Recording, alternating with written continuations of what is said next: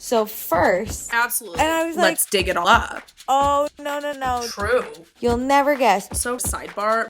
Yes. And also, I feel like I shouldn't have to remember everything. I know. Actually, I have to talk about this. 3, 2, 1. Hi, everyone. Hey. I'm Alicia. And I'm Meredith. And this is Also Podcast in the City Edition, Season 1, Episode 4. Guess what? I still hate Kenny. No way. I do. I wonder if there's going to be one episode I don't say that. I doubt it.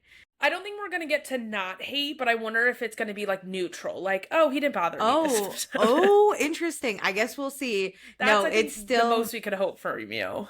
100%. There's no way. Yeah. If you think I'm going to like a toxic, terrible man ever. Yeah. You're never going to give a man his Please. flowers. The problem is he is a very good villain. As I've said, I'm going to hate him, but he's a great villain. My other problem is though, like, Jax Taylor, who I hate, was so funny in those early seasons. Yeah. Kenny's not delivering like funny. He's just villain.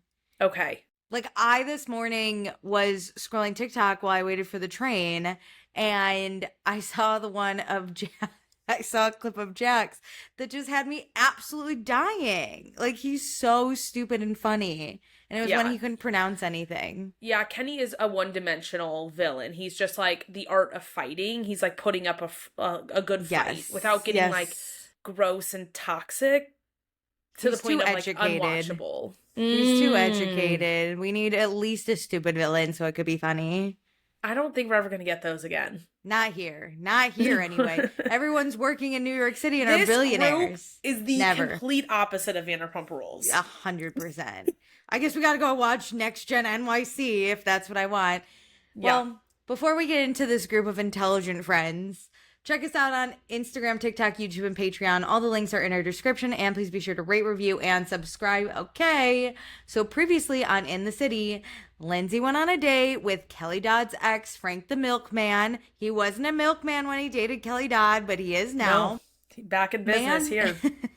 Amanda found an apartment for a year-long lease without discussing it with Kyle. Whitney moved in with Kenny, but Kenny is missing a spark. So Lexi told Whitney that Kenny feels sparkless, and at his birthday dinner, Whitney brought up the missing spark. So, how many times do we think we could say the word spark? Yeah, but you saying spark is making me think of when Brittany on The Valley was like, I lost my sparkle. And I'm like, lost my sparkle. I hope Kenny doesn't ever learn the term sparkle. Oh my God. The spark and murky, I never want to hear in a conversation again. I'm so over it. It's becoming a don't say word, like moist for me. I'm like, murky is on my no-go list now. I hate that term. Before we get into it, again, before we get into anything, you know how in Housewives, when there's like an argument over a word that was said and it's so trivial and it doesn't matter? Yeah. This reminded me of Housewives, which was weird. Yeah. When they're like, I didn't say that. Yeah. Where we're like navigating the telephone path and it's like, okay, can we all just agree that this isn't what was said? Like, no, truly. This is getting so dumb about finding where the blame is going to lie on one person. And I hate when we get to that point. Anyway, so we're at Kenny's birthday dinner and we're ruining it because Whitney just brought up what she heard about Kenny being sparkless. Hey, shout out to her for being willing to ruin that man's birthday because, to be honest, I don't think I would have the balls to do that. Just birthdays are like a weird thing, but like, hey, thank you for giving it to us for the show. If it's just the two of us, that makes it way more awkward. It's ruined. So Kenny says he's used to a storybook mindset, and now he has to think about a lifelong commitment, and he's having a hard time getting excited about that, and the spark isn't there. I don't understand what that means, but okay. Because when he said, like, oh, I'm used to a storybook mindset, I was like, okay, like, you're thinking fairy tales, this is real life's harder, but then he goes, and I don't know how to do long term. I was like, wait, no, one thing about fairy tales is they are long term. They live happily ever after, okay? Until they die, they are together happily. Those two are the things that go together. I think you don't go with long-term happily ever after fairy tale, that stuff. But like, what? So Kenny clarifies that they do have a great spark and they're in a great place. And Kenny's really annoyed that other people are messing with his relationship. Which, I'm like, Kenny, you can't just pass this off as like people are meddling and being mean and saying we have a bad relationship. when this did come, this, even if it's an incorrect telephone, it came from a true conversation with you. So why are people getting that impression? I understand that different things, like things can mean different things, right? Like it can have different meaning. But if you don't really explain your meaning, it's going to be implied, which is what's like happening. Especially here. with Spark. Like, I get what, like, the murky, later Fine. when we get to that conversation, how that conversation plays out. But when we're talking about a spark in a relationship, people think you're like Kyle and Amanda of what we know about them now. You're not having sex for 4 years and you've got nothing going on. Mm-hmm. So he says that it was taken out of context because Whitney is great. So why is Kyle dumbing it down to them having no spark? Even though dumbass, that's literally verbatim, but my bad. And then Whitney also brings up the murky comment that Andrea had said to Lexi, and Lexi told Whitney, and Kenny says he never said that. And Whitney just wants to know that this works, right? She's hyper emotional. She just moved in with this man. And Kenny says Whitney has done a lot, and that's why he is so protective over her. And he's also still healing from the loss of his mom and worries that this is affecting their relationship. This is his first birthday without his mom. He gets emotional. Whitney just wishes he wasn't so fearful of the future, but he says he's working on that.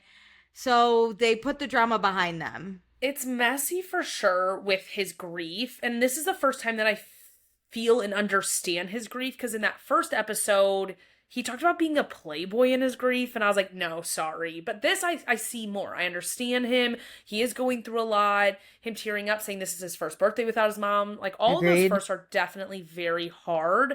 The one thing I didn't like in the convo is when he said that he wishes he sorted his grief out before him and Whitney got serious. Mm-hmm. And I was like, yeah, but like, that's not how grief works. You don't just like get through it in, especially with a parent, you don't just get through it in a 6-month period and say, okay, like, yeah, I'm gonna be better now. And so I wish you would focus more on like how to navigate grief while being in a long-term relationship, because that is what you're going to be forever, like for the rest of your life. Well, 100%. If you choose the long-term relationship, like the grief will always be there. Mm-hmm. Do we think Kenny's in therapy?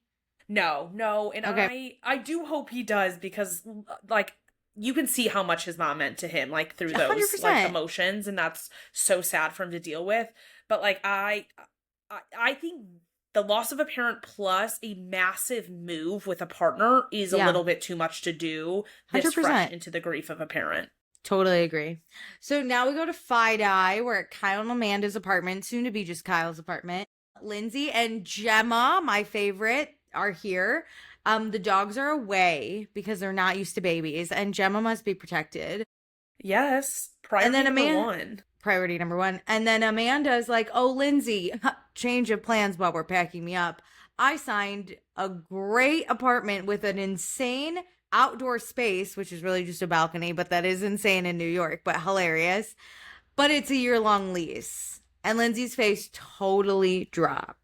Dude, this is a wild scene to watch. With Amanda saying they found an amazing apartment. Seems like it was month to month, maybe furnished, was going to be perfect, fell through. Totally understand that, like, your dream falls through, you need to pivot. But we pivot to the complete opposite of what she intended in all capacity. It is no longer furnished. It's no longer month to month. Like, what are we doing here? Why don't we wait to find something that does work for us in the situation we need? I know, and the fact that this is a year-long lease and not furnished.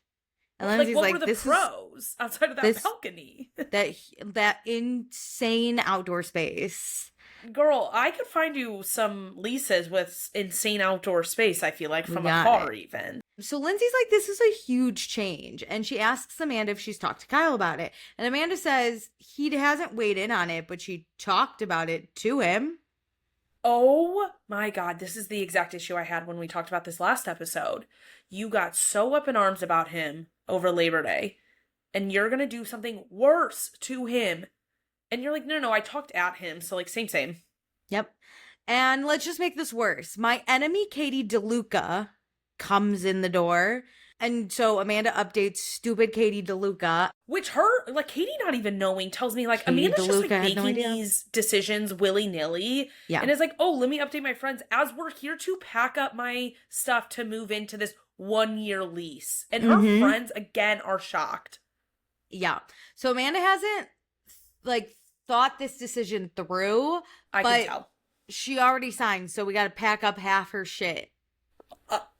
It's the 1-year lease of it all. The furnished, not furnished. I feel like finding furnished apartments is a little tougher. So, like, if that's something you have to budge on, fine. Like, let's buy more furniture. We have enough money to do that. Month to month is probably... lease is crazy.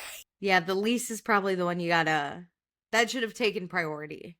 She got nothing. She could have at least found a month to month. Just admit that you do not want to be with your husband. At least in your interviews. Yeah. And she's going to take a bunch of the shit because she bought it for the apartment, which no, I want to see whose credit card was used. I'm going to be honest. I don't even care whose credit card was used. If you are leaving and you had promised you were going to do a furnished apartment and you chose on your own to switch that up, I'm keeping everything now. You don't really have a say if you're Kyle. She doesn't let you speak. No. Yeah, he's not allowed an opinion on any of it. He wasn't allowed an opinion on if they were going to separate for short term, if it's going to be long term, if she's going to take half the shit. He just literally has to sit there. He can't say a goddamn word at all. So I don't get how she makes me feel bad for him. Yeah. Lindsay's even having trouble processing this. Down to the paper towel roll. Even Katie DeLuca was like, girl, just go on Amazon and buy a new one. Yeah. Katie DeLuca was like, you have Amazon, you're good. You know you're in the wrong when Katie DeLuca's on your side. But Amanda's like, hey, this is necessary. Which, I don't see why taking the paper towel holder is necessary. And she where's he to put it? He robbed her once, and so now she gets to rob him. She acts like this is tit for tat. Like, he has done so much to me. We know that she tells him that he's wasted 10 years of her life. Okay, which is so just terrible. She's getting him back with one paper towel roll at a time. Get back. Take those cups at the top shelf he doesn't even know exists. Okay, fuck like that stuff's fine. And I'm like, take the fucking paper towels at that point. I thought that's what she was gonna take, is the actual paper towels. Take the spoons and the forks, but leave the knives, you know? Yeah. Normal people shit. It's like when you go to your parents' house and you're like, yeah, no, I'm taking this. Like, I deserve a little bit of toilet paper for free. This is like what I would do with my ex. I would steal the paper towel holder. Like, that's like petty ass bullshit. Yeah. And that's where she is. Like, you're right. She's Katie Holmesing him, but she's not doing a good job on the PR of it. Oh my gosh. He has an inkling. He has an inkling that this is not what he thought it was. 100%. And she's not like inching it over like slightly every 5 minutes. She's not moving it just a little bit. She's doing gaping changes and crazy things. Exactly. So Katie DeLuca tells us that she's been having unprotected sex with her husband because she's trying to have a baby. I hate when people say we're trying. Just tell me you're raw dogging it. I got it. I know what you're going for. That, just be like, I pulled the goalie. Like, yeah. We're just trying to fuck some more. Because what do you want me to ask? What your schedule of fucking is? Like, how much of this do you need me to know as your friend? I'd respect more people if they were like, we're fucking unprotected. We're not using condoms. I'd be like, oh, look at you. But Lindsay's not fucking unprotected because she's just trying to get laid. And she's got a friend. His name's Dustin Lynch. You might have heard of him. He's a country music star. Even I've heard of this guy. God, this is crazy. And this weekend, he's going to be here. So he was supposed to perform at her wedding to Carl, which, let's just get the info out of the way because they tell us later, and I was shocked. She didn't know Dustin at the time, but he was going to perform at her wedding. But then the wedding was called off. And then a few months ago, she was in Nashville, and she met him, and they hit it off. This is crazy. This is Lindsay's aura. For people who maybe knew, which I don't know why you would watch this show and not watch all seasons of Summer House. Also, I don't know why you would watch Summer House just for the scandal and wouldn't go back to the old seasons. This is the aura of Lindsay Hubbard, okay? Of course she pulls a country music star. 1,000%. But when that breakup announcement happened, like in the press, when Carl and Lindsay... Carl's a mess. The headlines were going. Carl's a mess. I was like...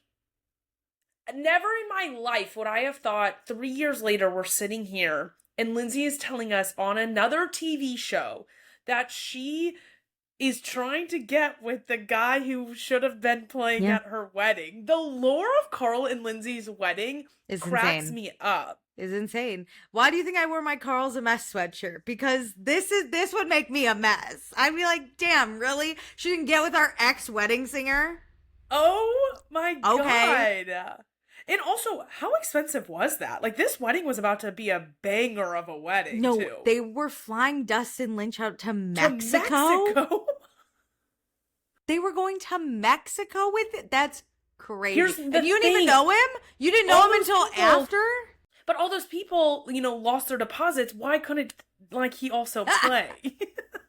We should have had the whole wedding go on. Sheena Shea wanted to see Dustin. That's why she was even there. So true. Everybody was like, so the wedding's going as planned just without the wedding, right? No.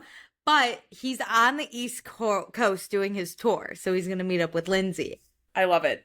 She's just trying to build a roster as a mom, okay? Because when she was single, she had a roster. And she had Frank, but she's not putting all her milk in cartons in his crate, okay? She's going to keep herself open for the hot country music star, Jesus, she might or might not have history with, which... I'm obsessed. I can never be as cool as Lindsay because I will never have a country music star on my roster.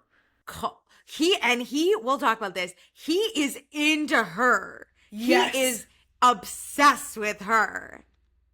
Like, I'm obsessed with that. Like the fact that he would come on this show says it all. Because it's not like they're just like, talking about Lindsay's roster and his name gets dropped. And he said, he use was my okay name. With that.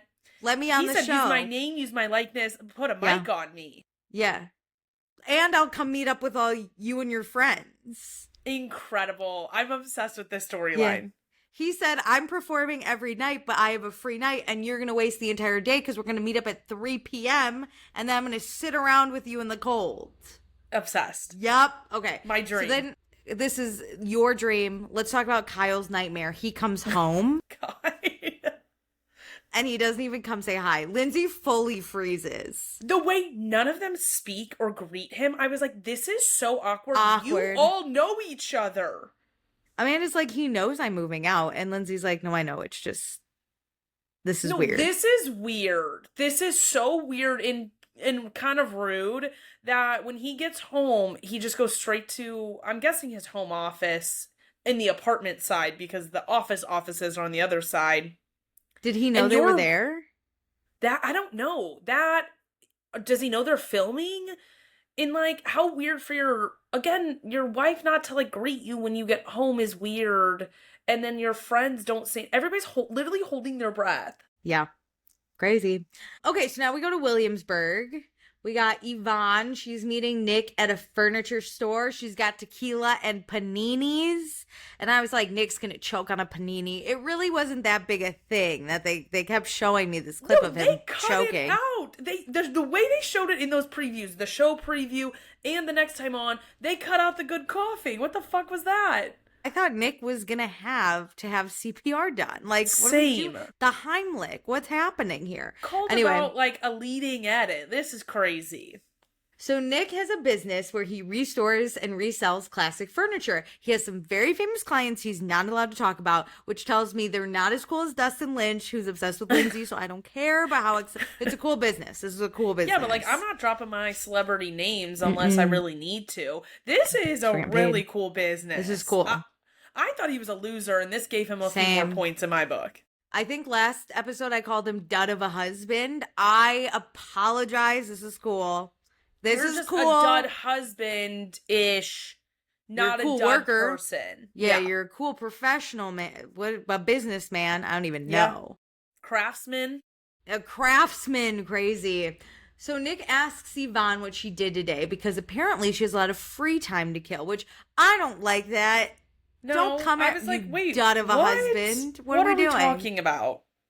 Yvonne she's processing that she doesn't have a job right now, okay? For the past 7.5 years, she was the VP of marketing for one of the largest hospitality groups in the world, and then she got laid off, which that's not easy, Nick. Let's not make jokes, okay? 100%, but how is this the first time we're hearing about this and we're 4 episodes into this show? I know, I didn't know what she did. I mean, I knew she was in hospitality because of Lindsay, but I didn't know she had what. job, which, like, it's okay to not have a job. It's okay to be laid off. But, like, I was like, wait a minute. What is going on in this conversation? I'm missing a lot. It makes her very relatable because we've all been there. 1000%. So what are her next steps in life, you may ask? She's been thinking a lot of the conversations regarding having a baby. And this is when I thought Nick was going to choke, and he just coughs a little. No, the coughs were worse in the previews. I'm going to run it back. I'm going to compare the two because this pissed me off. I was ready for him to die. No, same. I was like, and then he loses his oxygen and falls to the ground. No, he just had a little, like, clears his throat. Yeah, it was a little like lame. Anyway, so then we cut to Fi-Di. We're at Lindsay's apartment. Andrea and Lexi are here. Lindsay's getting them a little drink, but you shouldn't drink for 3 months if you're trying to conceive. At least men shouldn't, because it helps their sperm. And I was like, oh, we're all just raw dogging out here, aren't we? Just let me know. Yeah. Well, we know half these people are pregnant now, so yeah. Well, Katie DeLuca's not, which I've heard they've suffered from, like, 2 miscarriages, they have. So, like, sorry to you, but so like, sorry to her. A lot happening with this group, but it makes sense. They're all raw dogging because we had 3 pregnant people since Danielle's had the baby. They're all finishing within each other, so great. You didn't need to. So every time Lexi and Andrea come around, they get really excited about babies. And Lindsay's like, good, my plan worked, because Gemma is the type of baby that you're around and then you get excited to have your own baby. She is a good kid, it seems like. So Lindsay, good job. And she's using that good kid energy to bring more kids into her friend group. Yeah. And Lindsay's so far from what we've seen is a really social mother, where she's like, I'm going to have a life and I'm going to bring my baby, but I'm going to hang out with my friends while we do it. But it helps if your friends have kids too, because then you can just corral them like we saw with Georgina, where you just put them together, maybe have a nanny there, and you drink wine. Exactly. But I feel like as a childless friend, my friends with children don't want to bring them around me. But if they were smart, it wouldn't work. But if they were smarter, Lindsay's like, what if I just keep bringing Gemma around and then all my friends will have babies? And then, like, I'm not the only one.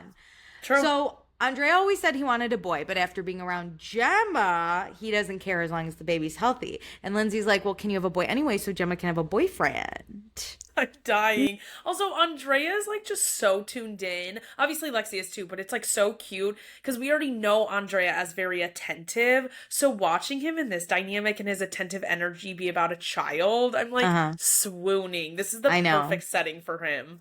No, I love him. Okay, so then we go back to Williamsburg to the furniture store, and Nick's like, I know you want a baby. And Yvonne's like, no, we want a baby. I was like, oh no. When Nick proposed, he said, and I quote, I know your maternal clock is ticking. No. I'm sorry. Rejection. No. Proposal rejected. Here. How dare you say that to me when you're proposing? No, I hope that was like a misquote. I'm praying that it was just like a conversation around them getting engaged, not in the actual ring has popped out.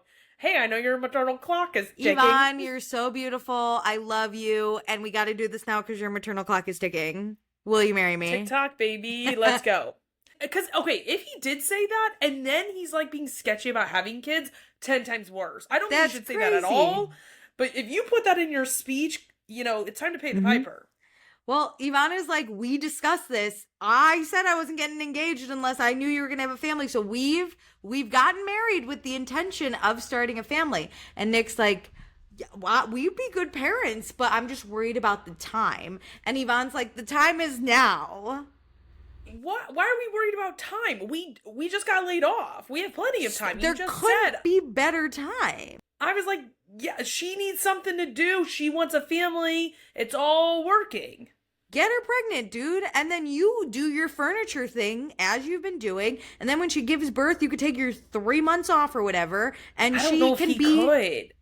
But okay, then don't.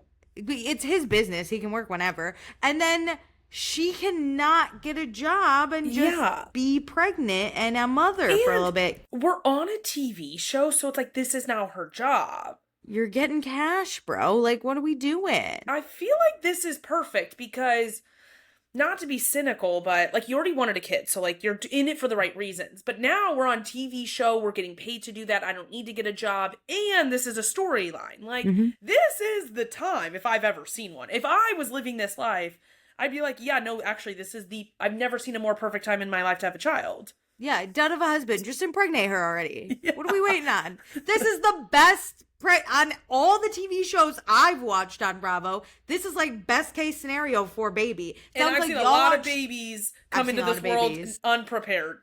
Y'all aren't really struggling for cash. You seem fine. You got celebrity clients. I think you're good. Yeah, you're keep signing those NDAs and let the bank climb up.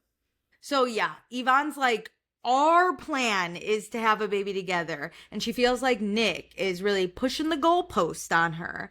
Yeah. She's not getting any younger. She even lies about her age. She says she's 22. She's actually 39, which I don't believe in lying about your age because, like, you look great for 39. What are we talking about?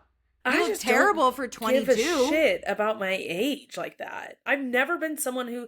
Like, yeah, whenever I turned 30, it was like, oh, this is a new decade. And so, like, the opportunities kind of, like, stressed me out of, like, okay, this is, like, a fresh start in a good and a bad way. But, like, I've never been like, I can't believe I'm 30. Or, like, I can't believe... I just don't think about my age like that. It's like if someone goes, how old are you? You're not going to be like, oh, my God, what do I say? You're just, I'm 30. Yeah. And like, okay. You're right. I didn't even think about that, like... If you say you're 22, you just look old for 22. And then people are probably guessing way higher. Yeah, you look like a bad 22, but you look like a hot 39. Hell yeah. That's incredible. Yeah. So now we go to Williamsburg. We're at Danielle's apartment that is Owen / what is his name? Owen spelled Eon? Yeah, Owen spelled Eon. Owen spelled Eon. Does he live here? He does. Because remember, he has his one cubicle drawer. Yeah, okay. Yeah, that. So Danielle got some groceries delivered. Owen spelled Eon loves to organize the refrigerator. Okay, he's excited. Listen, I get this. If you are very type A about a specific thing, you just got to do it then. You have to take full ownership of it. And she's like, you redo it every time I put anything in the fridge. I'm going to sit down. You just do it. You do it. So Danielle tells Owen what happened with Lindsay. At the end of the day, Lindsay was receptive towards the apology that Danielle gave. They're doing baby steps. And then they went to this brunch thing that Lindsay invited her to. So Danielle went. And then Amanda and Kyle were very annoyed that Danielle was there at brunch. And Amanda apparently wants an apology. And Danielle says Amanda's not getting an apology because she grinds Danielle's gears. And Owen spelled Eon is like, weird to bring that up at brunch. And Danielle's like, yeah, it was. Which I agree. I still think it's weird to demand an apology because Lindsay got one at a different brunch too. Do you think Danielle is like, I know because not a lot of people like Danielle, but do you think she is just salivating now that everyone also is grinded by Amanda? I live for when my enemies fall. It is, I specifically keep some people on social media with access just to watch their downfall. It's a dream of mine every time. Yeah, like she's not going to say anything, but the public scale. Oh yeah. I bet at the reunion Danielle will have some words, but she just won't go out of her way and Wes Wilson it with a podcast out of nowhere just to say it. You know, she's gonna speak up at that reunion though. Of course, because her and Amanda will be face to face, but she would never go like you said, Wes Wilson, and just talk about it third party because then that makes her look bad. But now she's just like, Amanda grinds everyone's gears, and look at that. I know more than you know of what's ahead because we're a few weeks behind. Mm-hmm. I've seen some previews, and I actually think some of it's in the preview at the end of this that like some of this crosses over. That like Danielle and what Amanda's been up to and what Danielle's accused of, it's really going to make the reunion make Danielle look less petty than if Amanda had done none of it. Let me tell you. I'm not a huge Danielle hater. I'm in the minority on that one. But man, good for Danielle. She knew ahead of time. She knew before all of us. That's what people are pointing to is that one clip on Summer House where she said I think, didn't trust Amanda or something. Yeah, she couldn't trust. Yeah. Least trustworthy in the house. Yeah. some people just grind your gears, and then when they grind everyone's gears, you could say I was first on the train. But it's always terrible to be a first hater. It is. Because people think you're gotta just a wait. hater. Yeah. You get a lot of grief early on. And then once it turns, you've just been there forever waiting for people to come. Mm-hmm. So Danielle started dating Owen, spelled Eon, 4 months ago, or 4 months after he was separated from his ex. Sorry, excuse me. So, which, like, is not bad in their version of the story. Sure. There was an article by Bravo and Cocktails that said that Danielle is a homewrecker. And then when they were out one day, Katie DeLuca's husband, Matt DeLuca, even though that's not his name, DeLuca is the maiden name. I don't care. It's Katie DeLuca. We just want to make Matt sure DeLuca. People know when you go to search for these people, that isn't their name. I will call them Mr. and Owen Mrs. spelled DeLuca. Eon and Mr. and Mrs. DeLuca for sure. Yes. Okay. And that's only because at Summer House, everyone was like, Katie DeLuca. 100%. That's it. The fact that they changed her name in all of this show, you can't. Sorry. You can't. Who's Arundel? I don't know him. No. I don't even know. I don't subscribe to that bullshit. That's fake news. So because Katie DeLuca and Danielle are friends, which I'm still fascinated about because Katie DeLuca's Amanda's best friend. We've never seen them really together either. I need the three of them at dinner pronto. Yeah. Anyway.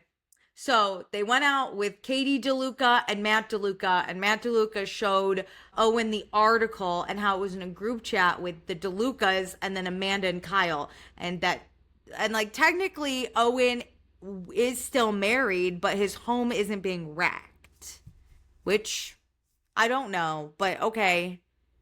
This isn't, when they showed the text, it wasn't as messy as I thought it was going to be. It was just the article being sent.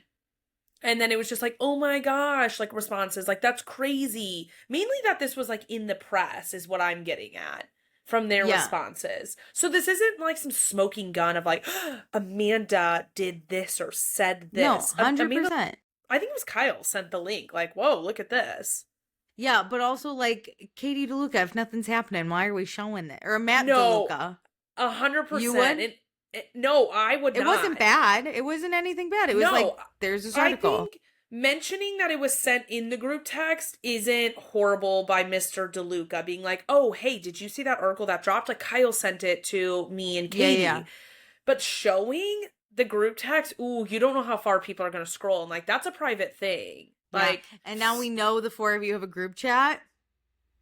Which, like, that should be suspected, but it's like, you're willing to chat about me in the group text. Like, what else are you saying? Don't like it. And who submitted those details about that article? And I need to go find that article, because what is Bravo and Cocktails saying is the timeline versus Danielle's version? So Danielle is just annoyed that these things are being said behind her back by friends. Like, just tell it to her face. And Amanda and Kyle have enough shit going on, so maybe they should focus on their own But I'm like, relationship. Send what? That you want them to send you the link and say, look what I just saw. Crazy. Is this true? LOL. Like, what are we doing? They didn't say anything in those texts that I saw. It was literally they just said, this is crazy. Yeah. 100%. But it's all about how now Danielle's upset. But she could easily be like, I saw you sent the thread or the article, and they could be like, yeah. That's another thing. Is if you're asking people to confront you, then you have to be willing to give that energy, because I subscribe to that. Everybody talks about everybody behind their back. It's what you're saying and how you say it, and are you 100%. Tearing me down? Because of course I'm going to talk about you. Like, come on, we're in a group. What else are we doing here? Plus, we're starting a show. Like, it's only getting it 10 times worse. So if the details weren't to disparage me, then whatever. And how are you going to respond if I bring it up to you now that I know? Have the balls and say it to their face yourself. Okay, so let's go to Soho with Lindsay Hubbard on her date with Dustin Lynch. Crazy. Oh my God, they just dropped right in the middle of our timeline. I was like, whoa, hey, how are you guys doing? So is Lindsay different in Nashville versus New York? And Dustin's like, I guess I'm going to find out. Woo! Oh my God. Okay. Already flirty. I'm loving it. And it makes me want to see Lindsay in Nashville. Like, give me, In the City, season 2, girls trip to Nashville. Trip. Yep. And Lindsay gets to ditch the girls to go hang out with Dustin. Yes. And that's okay. We accept it. We love it. I support it. My dream. So Dustin says he parties for a living. So when he's at home in Nashville, he likes to not party. And it's like really hard to trap him for a night unless his little devil comes to town. And Lindsay's like, am I the little devil? Oh my Because God. the date they had was the last time Dustin went out in Nashville. He's so down bad. I know, he's like, I'm so busy, but I'll do anything for you. This Literally. is a dream. And it's crazy because Lindsay's just like, oh, he's just a guy on my roster. Nope. And he's like, drops everything, will do anything for her energy. He's like, I literally haven't gone out since you. By the way, they went out in June. It's now September. He hasn't gone out in Nashville since her. He just had so much fun in Nashville. So I know that the country music stars like touring summer schedules are a grind. Like you're out, I think Wednesday, Thursday, Friday, Saturday, come home, Sunday, Monday, Tuesday, you're at home. So I get he's probably like not in the space, but still like even you don't go out at all. You have friends in Nashville who are like, you want to meet up for a quick drink once just for while you're like home? A Monday night. Yeah. And also the fact in June, I already know these country festivals are happening. You're like, let me go out in Nashville. That's what it is like he probably was already on his tour schedule. So you're willing to drop it for Lindsay, but you're not making the time to see any of your other friends or any other things. Or like, I love this. I want them to get married. Forget Frank the milkman. Anyway. Oh, I forgot him immediately the minute Dustin showed up on my screen. So Lindsay in June, when she went out with Dustin, wasn't mentally or physically ready to have sex, but she's ready now. Hell yeah. I'm ready. I'm like, hell yeah. Like make a whole film about it. I'm ready. This is like, I'm writing the fanfic in my head right now. Same. And then they talk about like Dustin's private jet, and he says he's down to fly Lindsay around in his plane. He's done that with girls before. And Lindsay's like, whew, I'll kill her. And I was like, give the energy back.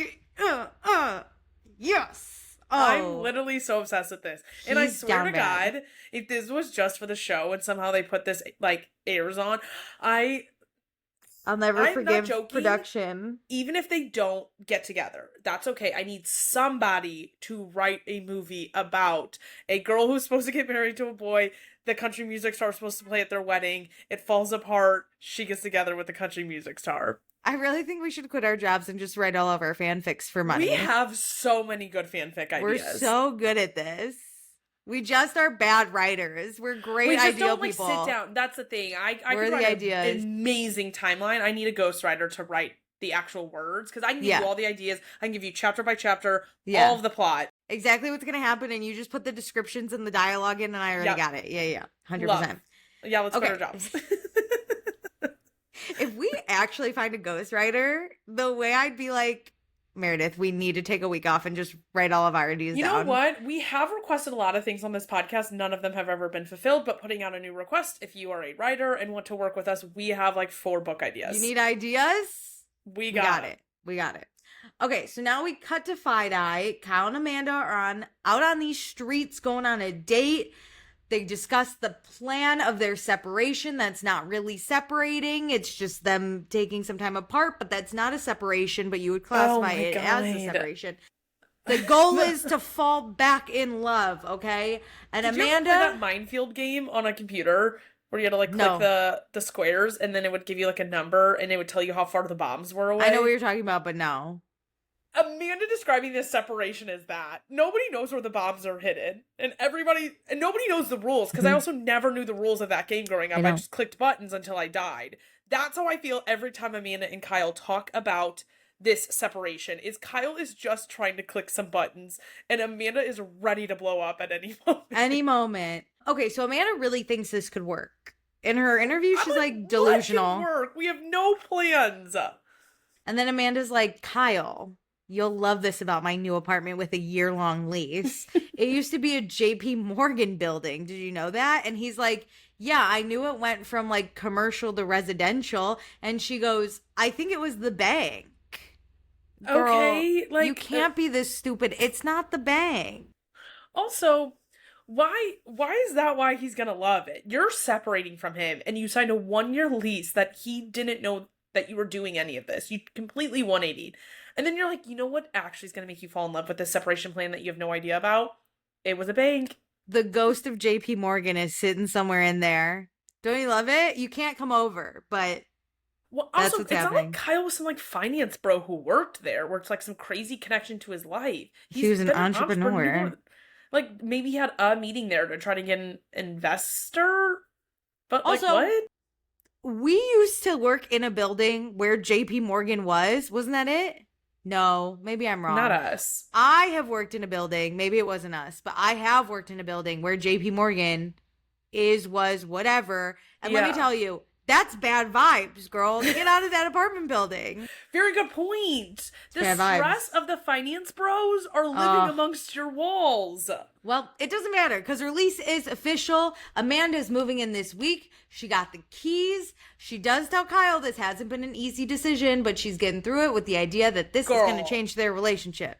The This has easiest been the decision easiest she's decision. ever made. This is the best. She had a harder time deciding to marry Kyle than this. Hell yeah. She has a harder time like putting on her weirdo like homeless person outfit that she Yeah. puts on every single day. What? You were giddy to sign that lease.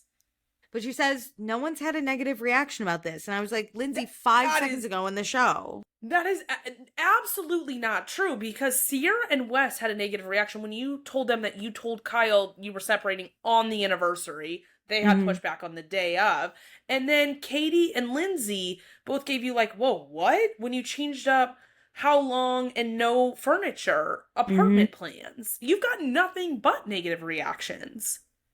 So Kyle, in an attempt to try to understand what the fuck is going on, he's like, how's this going to work? Are you keeping your keys to our apartment? And am I getting keys to your apartment? And That's Amanda a great says, question I never thought of. yeah. Amanda's like, you're not getting keys to my new apartment. Here's how you come up a building. You I go was to like, the doorman, You're take making the him a elevator. generic friend? Are you kidding me? Also, her voice is excruciating. She's like, go to my building, talk to the doorman, and come up the elevator like The way everyone she else. mansplains going into a doorman building as if we don't live in cities. Yeah, she has like a whiny What? voice while she does it too. And then Kyle Kyle's being like, oh my god, so are you going to do the same? Like, yes, obviously she like keeps the key because why are we going to take that back? But like, are you going to reciprocate when you come over? And she's basically like, no, I mean, I'll give you a little text. yeah, she's like, I'll give you a call before I walk in case you're jerking it in the bathroom. And Kyle's like, so you just can walk in at any time, but I can't. I was like, that's not fair. And her biggest concern is walking in on him jerking off, and it's like, well, that makes sense because you guys haven't had sex in 4 years. So yeah, that's where he goes to get any type of sexual. She doesn't give him sex or allows him to jerk off in the house. He has to leave the house to do that. Oh my god! Or this just she gets has to be worse and gone. worse.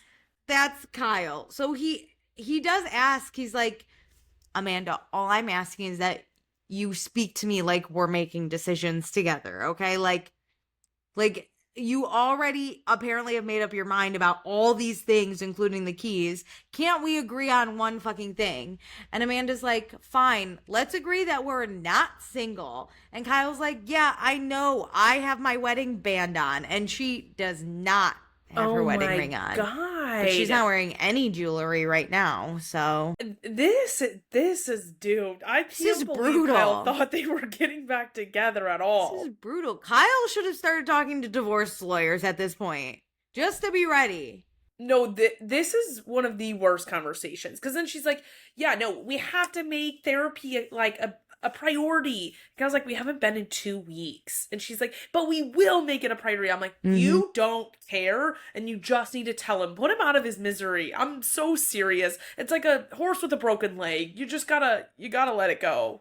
No, and she's also like, do you have any other ideas on like how this should work? And Kyle's like, maybe we could do a date night every week. And she's like, I think we should be at each other's places at a minimum 2 times a week. And I go, but you're moving out. You're moving out. I'm like, why you have to plan things though. You can't just say we need to check a box and swing on by twice a week. That's Yeah, like seeing each other isn't investing in your marriage. Kyle's trying to be like, okay, you want me to court you, so how about every, like, I don't know, Wednesday we go out for food? And she's like, no, we should still be, like, basically married. I'm just paying $100,000 a month at a new apartment. Like, what's the point of this separation then if you're still gonna always have sleepovers? You need to be courted again. You want to re-date? Then go out to dinner. Also, she wants to be courted, but she doesn't want to court him. And I'm not saying she needs to put all this effort in and, like, beg him to be with her. But it sounds like she doesn't want to put in any effort. Kyle needs to put in 100% of effort, and Amanda will just be there. And that's not how you, like, get a marriage back on track. That's not fair to put it all on him. Even though I do think he is responsible for a lot in this marriage going wrong. Agreed. You have to be just as committed to getting your spark back and, like, getting back on track as he is. Not If just you in want it therapy, that bad. but Yeah. in the dinners and, like, you guys should be having sex, like, and work towards that. But it doesn't seem like Amanda wants to do anything for him to make him feel loved. It's like, again, he did a lot in that marriage, and we understand why they are separated. But now she's like, you have to make it up to me. And it's like, that's not going to bring back the spark. He's going to end up resenting you. Like, this isn't a healthy relationship. Amanda, I'm sorry. You chose to continuously stay with him. And now you just want him to prove that, like, you're worth staying for. Like, look back, girl, for the past 10 years, he has shown you nothing but, like, he doesn't like you or respect you that much. And you want him to all at once now have that full effort. It's that when they got married, she thought he was going to do a 180 on who he was as a person and be a settled down version who, like, wanted to create a family with her. And he never changed. He truly has been himself since the day we met him 10 years ago. And so now she thinks that by doing this trial separation and saying he needs to court her, that this will be the moment he does his 180 change. But that man's not going to change. I think, like, little things you could change. Like, I told you, like, buying me flowers is important to me, and he could get into the habit of, like, buying you flowers. Transactional things like that, yes, somebody could change and add to their routine. But that man is never going to settle down. He's never going to leave the clubs. He's never going to stop drinking. He is that social butterfly. And you either accept it or you move on. You get out. But that's not fair to say he needs to change and you don't have to do anything. Yeah, 100%. So Amanda says her biggest fear is losing Kyle. And Kyle's like, okay, so are you still in love with me? Emphasis on the in love. And Amanda's like, yeah, that's why we're doing this. But are you in love with me? And Kyle's like, yeah, of course. I love you. Oh my God. And Amanda's like, are you in love with me? And he's like, yes. She's like, you're lying. I'm just like, damn. Yeah, I would too at this point after this conversation. I don't really know, to be honest. The way she's like, you're lying and now you're laughing. And he's like, I'm the one who asked this question first. And now you're trying to, like, spin it on me. Because also it got weird. And once you start laughing, it's hard to stop. It is a weird giggles. It's a weird conversation. Kyle's not the one asking for a separation. You are. So he's like, are you in love with me? Yeah. And she's like, yeah, he's trying to figure out where you're at. That's why I never want to see you again. I'm in love with you. Duh. Are you in love with me? I wish we could both cut the crap, and I think Amanda would have to do it first, because Kyle's, like, literally just following her lead. Kyle's kind of trying. I think he's scared. I think Amanda's processed this already. She's processed the idea of losing Kyle, right? Kyle has yet to process the idea of losing Amanda, so he's not there yet to, like, cut the crap. He looks at it as a door, and they haven't opened it yet. But Amanda's opened it. She's looked around. She's explored it. Kyle is like, that is a possibility. I've thought through, like, what that means in a high-level sense, but I've never opened the door. Yes. So that's why Amanda does need to cut the crap first and just put Kyle out of his misery at this point. I know, because they're not in love with each other. Let's just be honest. This conversation was so fucking awkward, and when they both said yes in, like, their tones, I was like, you guys don't love each other. I don't believe you for a second. You're not in love with each other. I think they do love each other. They're not in love, and you have to, like, get that back. Amanda tells Kyle that she's a catch and she wants to be treated like that. And when they spend this time apart, Kyle needs to show Amanda he's fighting for the relationship and doesn't want to lose her. At this point, I'd be like, catch. But return to sender, honestly. It's hard to watch this knowing she's now with West, who is like Kyle 2.0. And I'm like, girl, you really thought you were standing on business. Like, you've said all this entire season, she's really trying to be that performative Paige, like, say those one-liners. But I'm like, inauthentic. your life right now tells me that you don't believe in any of this. It's inauthentic because how many people actually, like, look at their man or look at anyone and go, I'm a catch and you need to treat me like one. Like, that's just not authentic. Like, I will never forget I think it was season 7 of Love Island UK, I'm quoting here, but Chloe Burrows, someone was like talking to her and she goes, I'm a fucking weapon. And that was so authentic. She genuinely believed that and genuinely said it with her whole chest, and she never doubted it for a second. Amanda's like reading from a script of like what she should say. The only time I could imagine saying I'm a catch is on like a dating show where you're forced to have all these conversations and you're thinking in very cliche sentences. But like, you're not on a dating show, Amanda. You're on a show about your life and your marriage, and you're still writing and thinking in these cliches. Yeah, like in a normal life, if a guy was like, why should I date you? I'd be like, because I'm the best or whatever. Like, I would never be like, because I'm a catch. I'm the catch and you have to treat me like the catch I am. Yeah, I'd you be should like, I'm the earn best. me and care for me. And it's a script. It's a script at this point of things that she, in her notes, has been like, this is what I should say to get another soundbite. It's in her TikTok edits. She's seeing all those therapy, videos. And she's like, she's listening to Giggly Squad on the side, even though she hates Hannah. And she's like, what can I say next? All the girlies will love it. Yeah, she's a fucking mess. Okay, so we go to Soho. The gang is meeting up with Lindsay and Dustin because Dustin is so down bad for Lindsay. He'll do anything. He'll even meet her friends. And we also meet Amy and Sam, which I thought they were going to have a bigger role in this. They don't. Me too. It's just that they're standing by the bar where the rest of the drama goes down later tonight. They are starstruck by Dustin Lynch. They're like, hey. I was thinking, everybody else at this bar and at this party or whatever, does everybody else know who this guy is? Because I would not be able to pick him out. No. Oh, no. Okay. So, like, if he was just at a bar and someone was like, this is my friend Dustin, you'd be like, cool. Yeah. Because I couldn't in a line. Even if they said rando on this bar, like, I would not know him by his looks or even if just somebody introduced him by his first name. Okay. But if someone was like, this is Dustin Lynch, would you go, oh my God. I would know who that is. Yeah, I'd be like, wow, that's amazing. I would for a second be like, oh, the country music guy? Because I've never actually seen the face and put the name until now. I just know he does music. I think I know that name like in such a way that I think if I met another Dustin Lynch who is not the music person, you would know. I think I think the person introducing them would be like, not the music person. Oh, I was gonna say, if this Dustin Lynch and a different guy who looks nothing like this also was Dustin Lynch, I would respond and go, the music guy? Okay. If it was a normie named Dustin Lynch and he goes, hi, I'm Dustin Lynch, I would honestly be like, wait a minute. I have no idea what Dustin Lynch looks like until this moment. I'd be like... See, I think I would assume, but I'm not someone who ever would like fangirl out. Okay. If I'm meeting someone especially in a like personal relationship setting like this, it's just like, hey, I'm Meredith, nice to meet you. And in my mind, I'm like, holy shit, is this who I think it is? Really? Honestly, I'd be like, Lindsay, I don't give a fuck if he's famous. He's hot. What are we doing here? The way he looks at you, yeah. What are we doing? What are we doing? Okay, so Andrea says, he doesn't have a cool bone in his body. He, in front of Dustin, Lindsay, Sam, and Amy, he's like, hey, Dustin's a good-looking guy. Y'all just friends? And Lindsay's like, oh my God. And Andrea, he's like, I just want you to get married. And Lindsay's like, Jesus fuck. This is so funny. Georgina today, she's going through it. She told a patient she would get something for their boo-boo. Which, not the worst thing ever. I thought she was going to say something way worse. I would have laughed if it was me. Yeah. I'd be like, thanks, Mom. I appreciate it.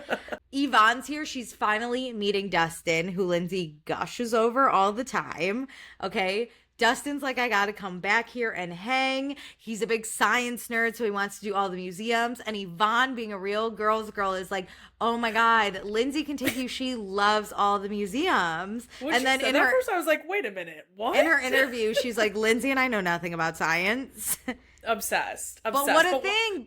If he's back and he wants to go to a museum, he'll hit up Lindsay. Because if she had said, I hate science, he might not have hit her up. Yeah, but I think Lindsay is such...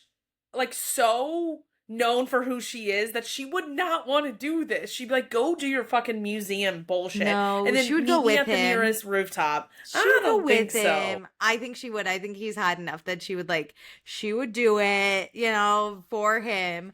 But Yvonne is a real one because she's like, Lindsay. Also, though, Lindsay Here's gave another herself moment you can hang away. out with my girl. Because when Yvonne was like, oh my God, Lindsay loves science, Lindsay She was gave her a look. Dustin was what? luckily behind her, but Lindsay was like, huh?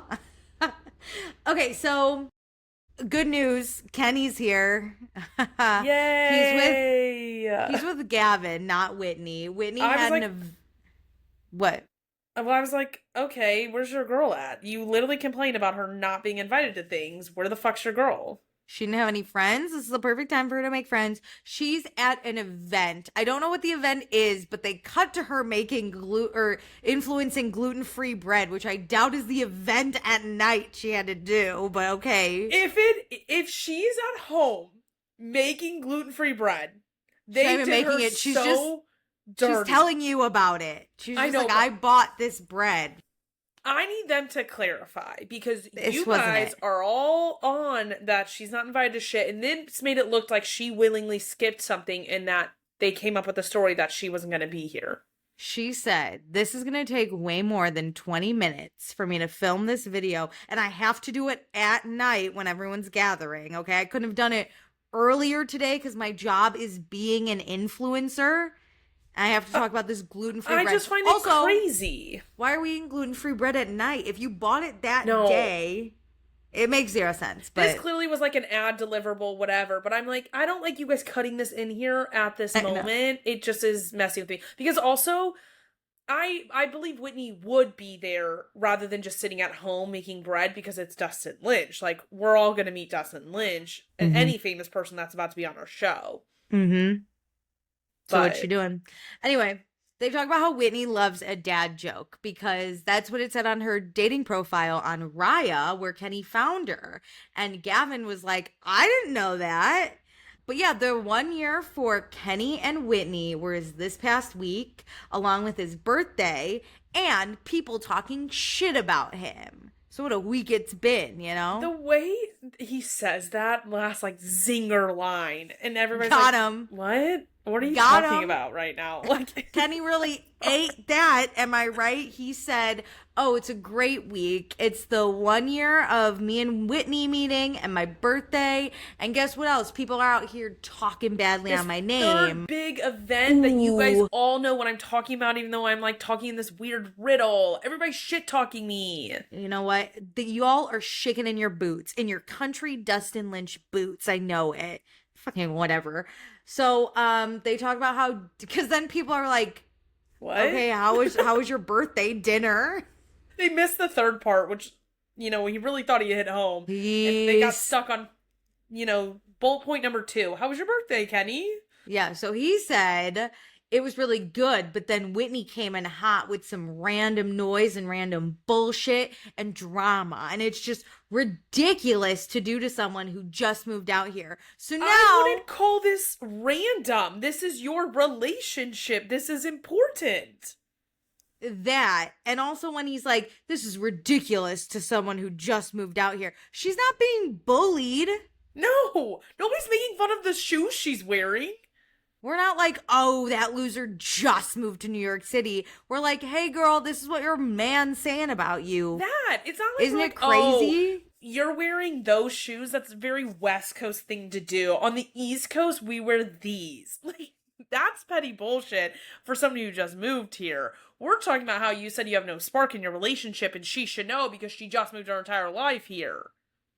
Like, hello? I feel like it really is. Andrea says it later, but it's like talking to a wall. But Andrea says he's the wall. I think Kenny's the wall. Like, there's just no. It's weird because Kenny cares a lot, and he should. Like, his level of care is okay, but then the way he tries to, in his words, downplay how dumb this is very contradictory, while the topic being their relationship and she moved her whole life also being serious. Like, the math isn't mathing.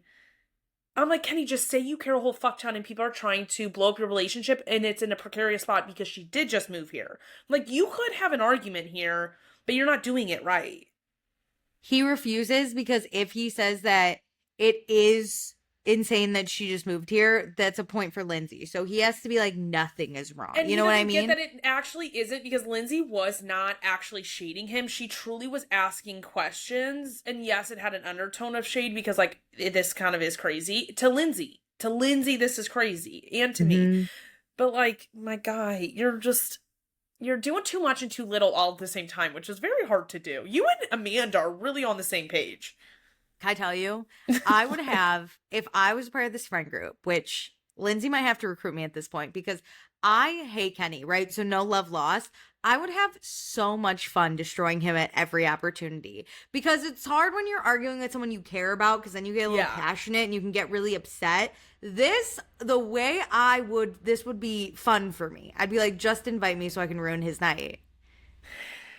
Like immediately I would just look at him here and be like, calm down. Just have a happy birthday. What are you bitching about? And then that would probably send him over the edge because I said he's bitching. The worst case scenarios, a little giggle would come out at some point, and that would send him to the moon. I know. I would have so much fun. But poor Lexi's the one that takes it up, and she's just not as strong as opponent. I'm sorry, Lexi. She's getting the brunt of this because she was the messenger, though, which, like, Lexi didn't do anything wrong. She said, hey, I heard people talking about your relationship. I'm telling you what people are saying. Yeah, Lexi I just wish Lexi had a little more oomph to her, you know what I mean? Even if she didn't have as much, like, power as Lindsay did, I wish she could just literally look at Kenny and be like, you're losing it. Like, all I did was tell your girlfriend what the streets have been saying. Yeah, just be like, shut the fuck up, dumbass, and if you're upset about your relationship, maybe you have to change something. Maybe don't talk about your relationship to other people. Bye. Yep. But she can't. Anyway, so Lexi's like, oh, I'd love to talk to you about what was said. And Kenny's surprised that they all know about it. And Lexi's like, yeah, I'm the one that brought it up in the park. I thought it was something, being Whitney's friend, that I should tell her. And Kenny's like, us to be friends with this girl, and then now we're friends with her, and you're mad at us? We do things friends do. God forbid. Sorry. We'll be your friend and just like acquaintances with Whitney, so we have your back instead of hers. It really shows how much you care about her. True. But okay. So Kenny's not trying to shoot the messenger, and he gets that. The real issue is these guys out here are running their mouth on his relationship. And Kenny wants to know about this murky comment. And Lexi's like, I heard that from Andrea. And Kenny's like, that's not what I said. And also, people should talk to him and be man to man instead of gossiping. I was like, welcome to a fucking show, my guy. That, like, I will say, you bring it up on camera. Well, girls gossip more than guys, so I do understand being like, why are all these guys gossiping? Because he has only talked to Kyle, I believe, at this point about his relationship. So it's like, why has this gotten around the entire group? Understand you being upset about how many people have now touched this. But, like, yeah, we're on a show. What do you think is going to happen? Yeah. And your girlfriend moving here was brought up early in filming. This is now going to be a season-long storyline. It is. For sure. Sorry. I also say, Summer House is one of those weird shows too, right? Where things really get around the house. Like, other people's business really gets around. Yeah. And no one's ever mad that their business is going around. They're more mad if you're like talking about it and not talking to them about it, right? Because they'll get in. It's not so much like you're talking about it. Everyone should know. Are mad. Yeah, that people are in They know everyone's going to know. Mm-hmm. Like, if you were on Summer House, you know that if you bring something up on camera, it's going to come back and everyone's going to talk about it, and that's okay. You just have to be in the conversation too. You know what I mean? Kenny's like, why is this even being brought up again? And it's because, dude, you brought it up to Kyle on camera. Kyle's obviously has to then hit a beat and be like, oh, what's new? Oh, I grabbed lunch with Kenny. It's not that hard to be like, Andrea's like, oh, what's new? Have you done anything lately? And Kyle's like, yesterday I grabbed lunch with Kenny. His girlfriend Whitney is moving out here, which is surprising because he said they don't have a spark. That's how easy it fucking flows. And now you got to talk about it. That's being on this show. These are seasoned fucking professionals. You're the newbie, my guy. This is what happens. They don't even have to be told. Like, in Kenny's conversations, a producer tells him what to say. But in Kyle's conversations, Kyle doesn't have to be told what beats to hit. He knows what cast members he just saw, how he needs to spread, the storylines that are going on this season, and so on and so forth. Like, because that's the other thing. If we're on a show together and we grab lunch and I go talk to other people on the show, I'm not going to bring up the conversation I had with my mom who's not on the show. I have to bring up you specifically. And I know that. Because what's the fucking point? I'm going to be like, I grabbed lunch with Meredith and nothing happened. And My time's whatever cut. fits the narrative of the show we're building out is going to be cut down and edited into it. And I bet the Andrea, Nick, Kyle meetup happened after the Lindsay blow up. True. So then this is a storyline we have to talk about. Mm-hmm. Anyway, Kenny, welcome to reality TV, you ditz. Anyway. Yeah, like, we're all going to talk about each other. Like I said earlier, everybody's friend group actually does that, whether you're on a show or not. So, like, you gotta stop being mad that people know things. And then Lexi's like, we're not gossiping. That's my husband. We're going to tell each other everything. Lock in, Lexi. I liked that. Uh-huh. And then Andrea comes over and Kenny's like, what's this I hear about the word murky being used in my relationship? The fact that it's murky pisses me off. No, I hate the word drama. I hate that it's like, I may have said something that implies and falls under the definition of the word murky, but I never said murky. Literally, Sorry, Kenny I said something that's a synonym to the word murky, but I didn't actually say an M word. No, Kenny is literally sitting here like, actually, Andrea, what I said was, I don't see the future in our relationship, okay? It's not clear waters. And Andrea's like, murky. So murky. No? So I summarized what you just said, and I came up with murky. And Andrea says, he's like, look, that was the word I chose to describe. I implied murky. Appreciate getting down to that, because Kenny was like, I never used that. And I was like, okay, that solves one area of it, is Kenny never said murky. Cool. Andrea's owning that he summarized what he heard. Yeah. So now he we says, know how the telephone game came to be and where every step was. But the intent behind the conversation still stands. Yeah.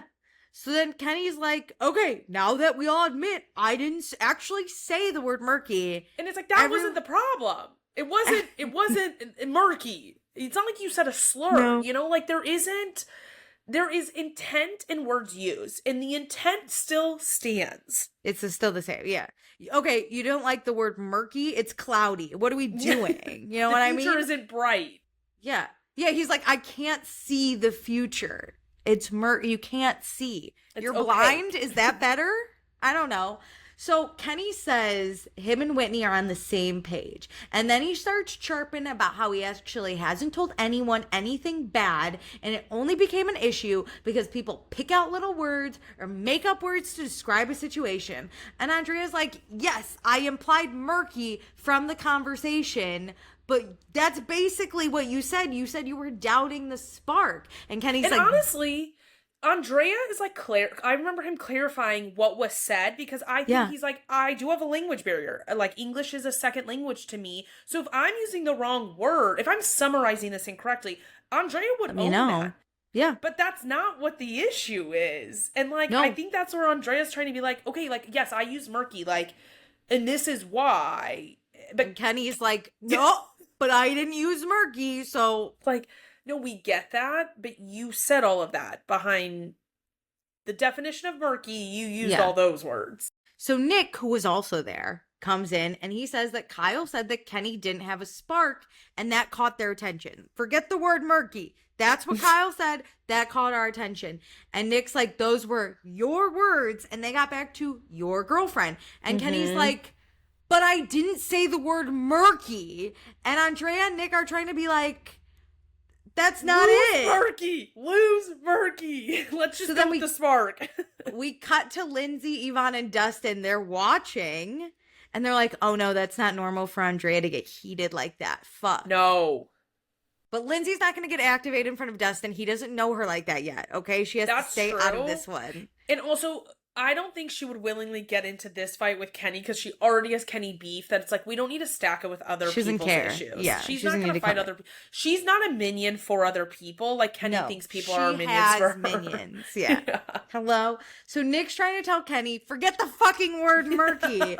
And then Kenny asks why Andrea's running his mouth. And Andrea's like, what are you talking about? Because Kenny's just mad that this got back to Whitney. So he's blaming Lexi, who heard it from Andrea. So that's how Kenny, because Kenny seems like this old timey like boys club what's said amongst the boys, it doesn't matter for it's mean to the girls. The girls can't know. You know what I mean? And How like dare this you can tell be a your wife? nuanced issue though. It's like, Kenny, you have to own that you said this stuff about your relationship. He and then if can't. you have a problem with Kyle only relaying negative things that you said about Whitney and none of the positive, because he did say positive things, like he is right on that, and about like who she is as a person, you need to talk to your friend about that. But everybody else in between, it doesn't seem like there was an issue. Doesn't really matter. It got summarized, and to be honest, it got summarized correctly off of what they heard. So Gavin chimes in and tells Andrea he's running his mouth.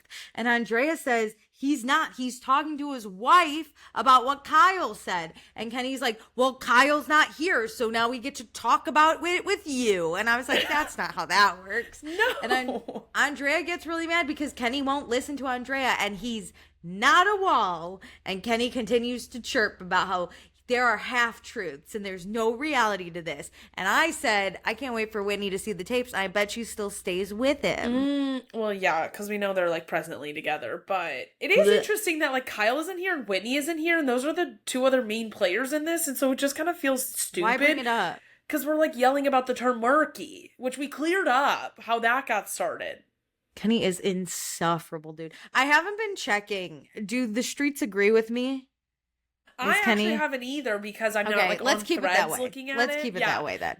When people let's be comment unknown. stuff on our posts, I do react to that because like some people have commented about future things. Okay. But let's no, not I search don't it know. out. Let's keep off the streets and make our own opinions.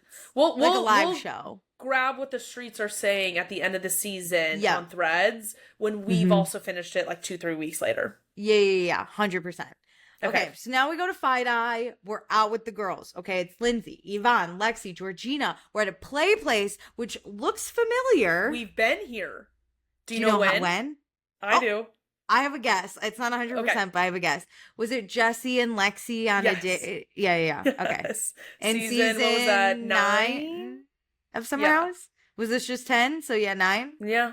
Ooh, I was right. It took me a second. But I was like, wait a minute. And you know what? It still shows up as awkward as it did with Lexi and Jesse. I'm like, this is just a rough thing to film of like games. So they take some pics of Georgina for Raya. Okay, but they're all ugly. She deletes them all. They're terrible. Anyway, we got to hear about Lindsay and Dustin. Okay, girl time to eat. So Lindsay says they're just friends that make out at the end of the night.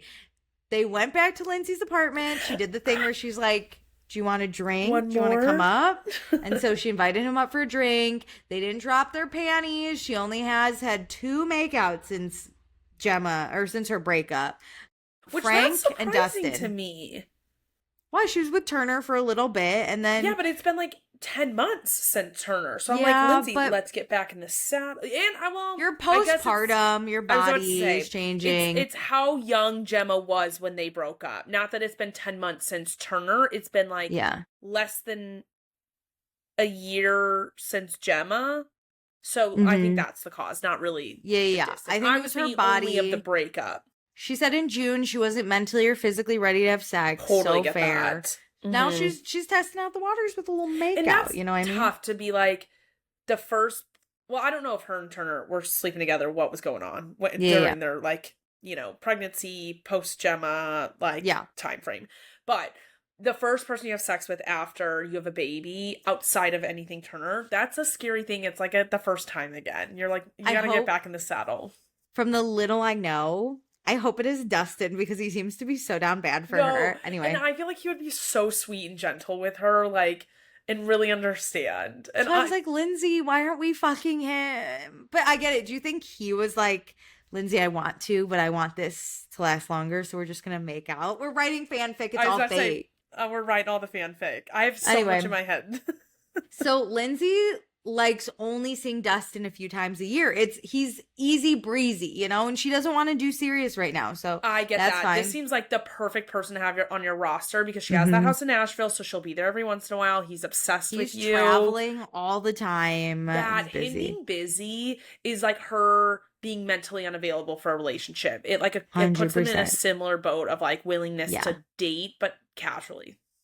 But Yvonne, best friend, tells us this is fake. Lindsay wants the happily ever after fairy tale. She's just She's going She's through it. And Lindsay, guarded. she's guarded. And Yvonne says, Lindsay had 2 breakups kind of in a row and a baby. Yeah.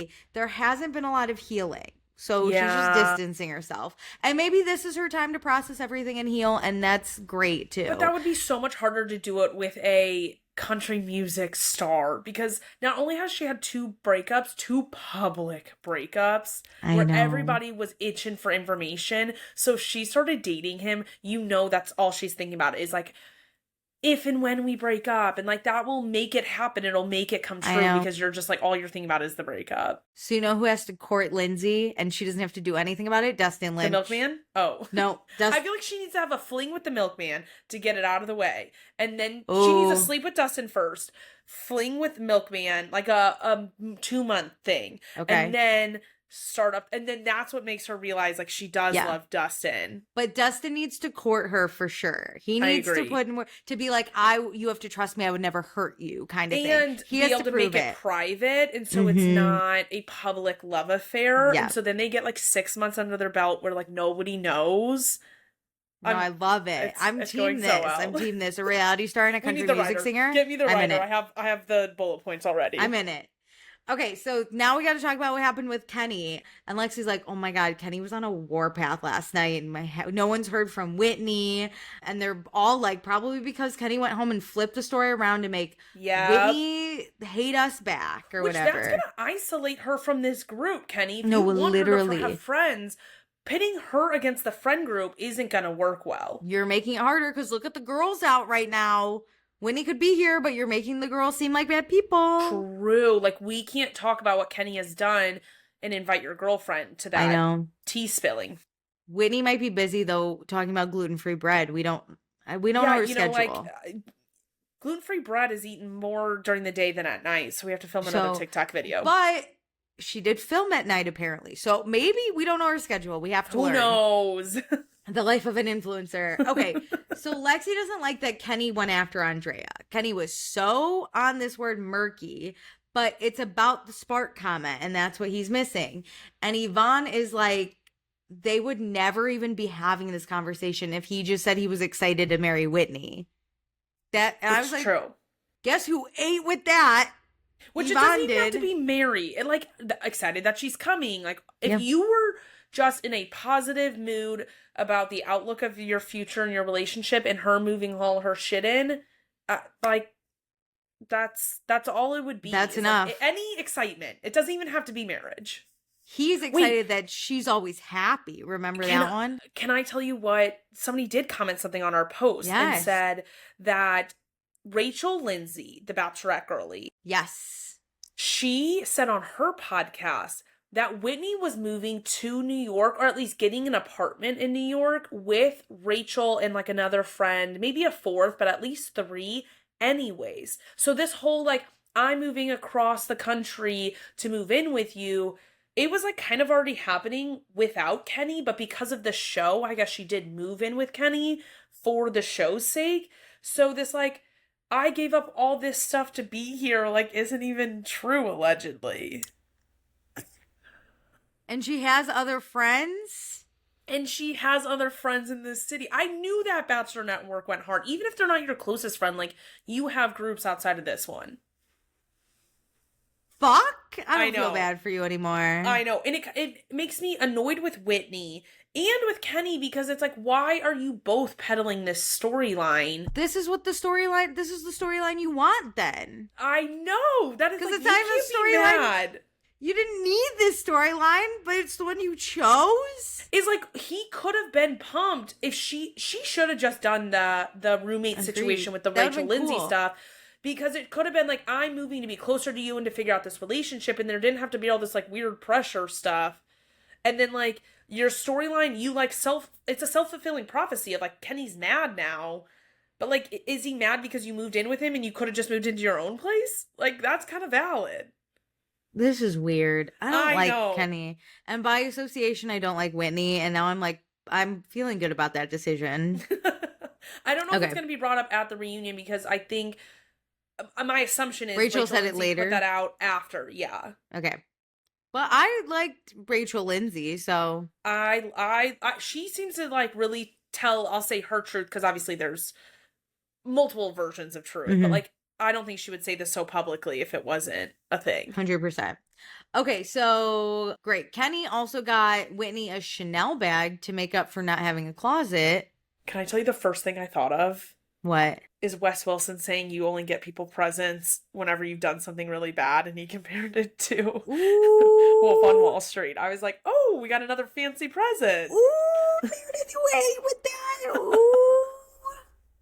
Oh like, my God. When do you buy someone a Chanel bag if it's not for their birthday, Christmas, or unless you did something wrong? Ooh, got him. You should be on this show too. We should just destroy Kenny's life a little bit. Anyway, I mean, we're kind of doing it from afar.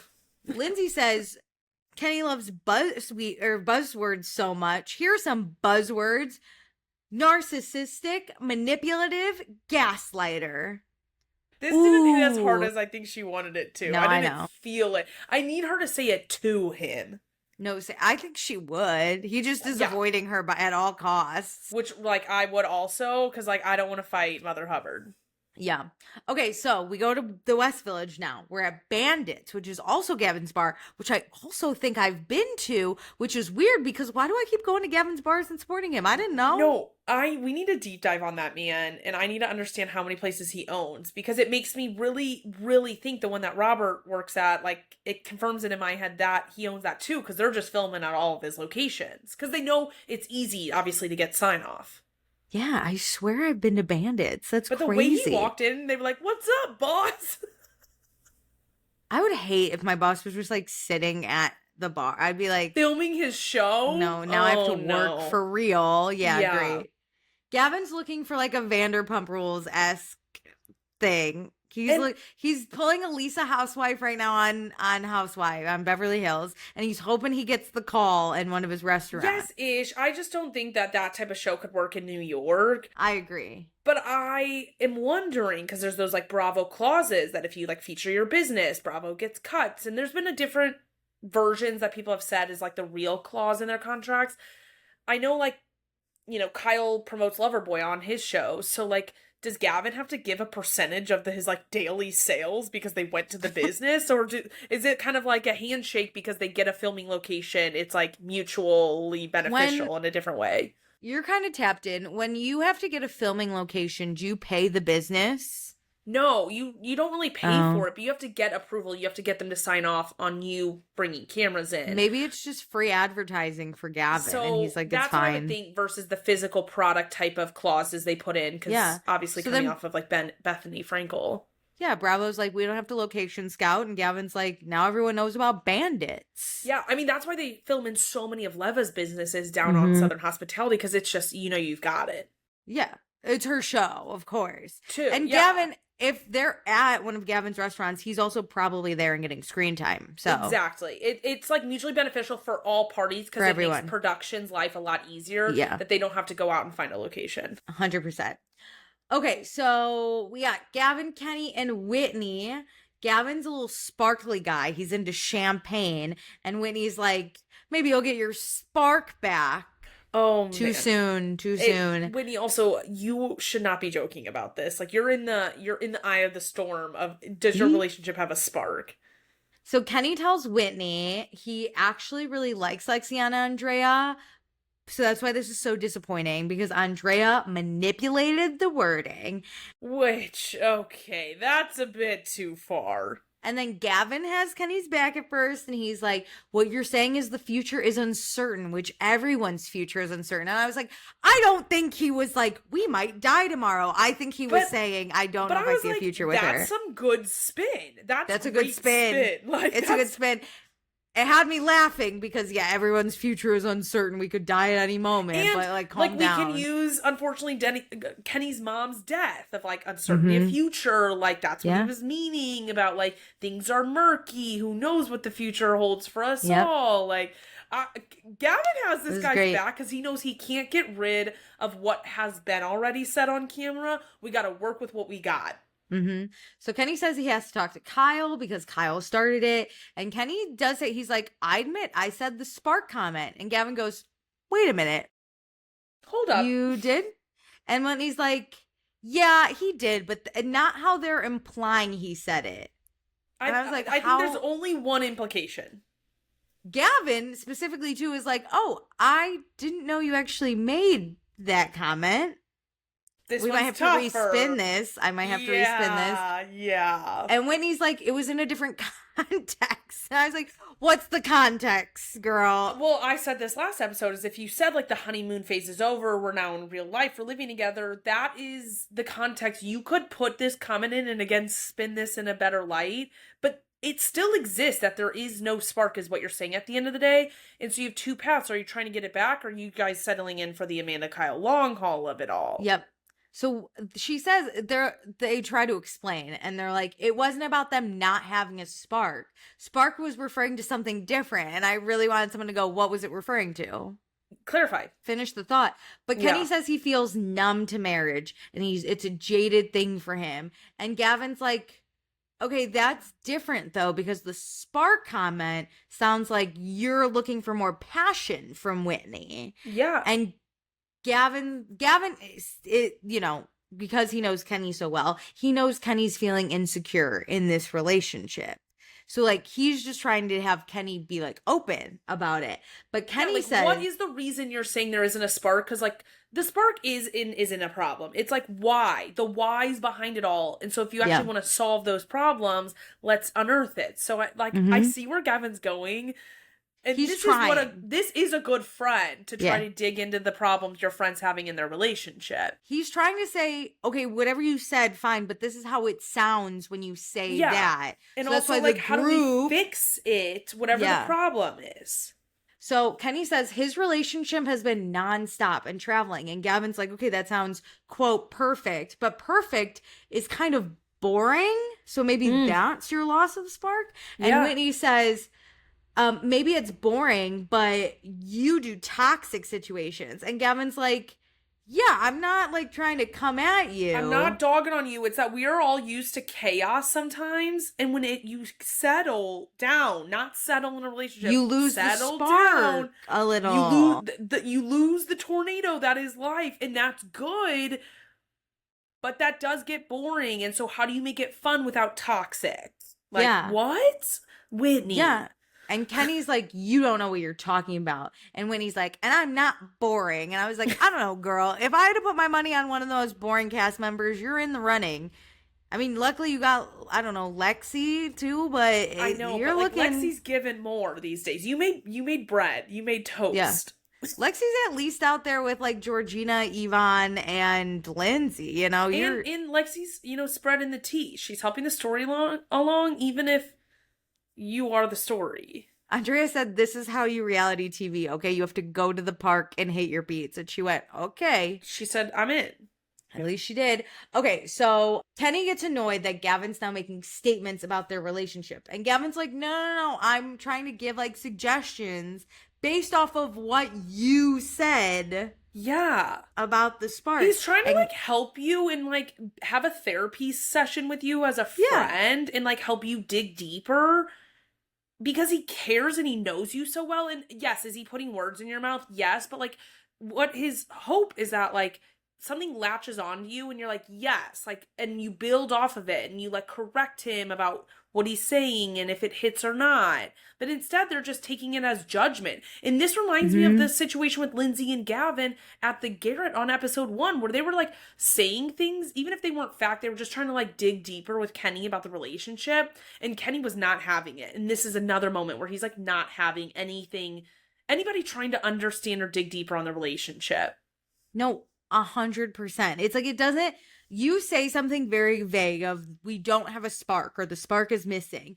That could mean a lot of things. So Gavin's trying to say like, let's clarify so other people don't run and go forth with this. Their own narrative. And imply murky at this point. You know what I mean? Yeah.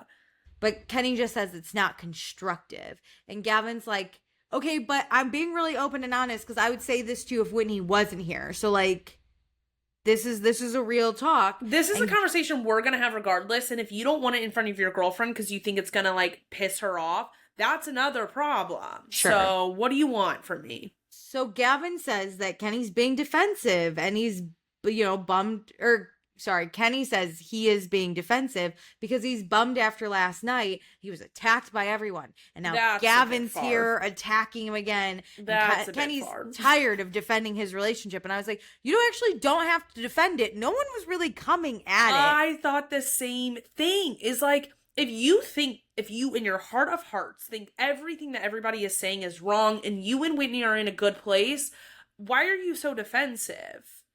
Like, I would be like, you guys are making up this narrative. That's not the life we're living. Keep rolling with it, though. You know how I always say, if people are saying false things about me, I would just come out and say that they weren't true, and then you can believe what you want, but I would make a statement. Yeah. You could just say, my relationship is happy and healthy.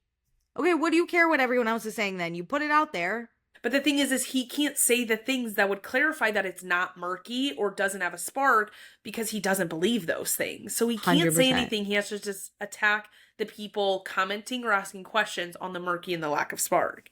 Yeah, Gavin says he was just pushing for clarity, but Kenny says he was pushed to his edge. And he now says there's a level of animosity and jealousy from Gavin. And he walks out of the door. Crazy. He needs fresh air, so he leaves Whitney and Gavin behind at the bar. Gavin, like, hugs Whitney or does something with her where it's like, kiss hey, on the like, cheek. yeah. Like, I'm not trying to beef with you. So, like, and I hope maybe we pick up right in the same conversation, but I hope Whitney doesn't take offense to what Gavin was doing, because Gavin was being a good friend by, like, trying to dig in with his friend. I don't know.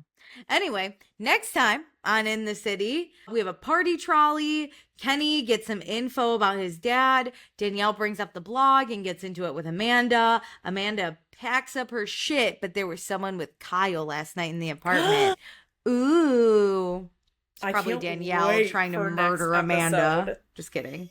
It's like heating up.